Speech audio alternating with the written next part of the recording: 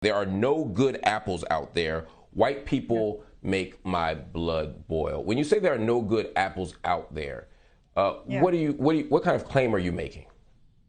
I'm talking about people have this idea that racism is something that if you're consciously racist or if you're a Klan member, and I'm sort of making the claim that racism is something that is unconscious and it is actually in everyone, and everyone uses these words systemic. They're like, I know that racism is systemic, and yet individually when you call them out, they'll be like, well, it's not me, you can't say that.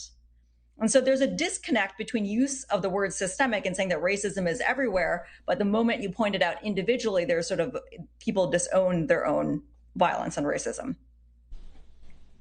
Would it be fair to say, based on your expertise, that white people are psychopathic? I think so. Yeah. I mean, I think that there's many lies that, and didn't get to that part because what I delivered was only part of a first series of talks.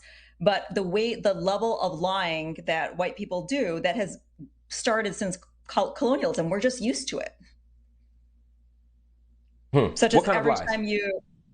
every time that you steal a country, you loot, you say you've discovered something. I mean, this level of lie is actually part of history.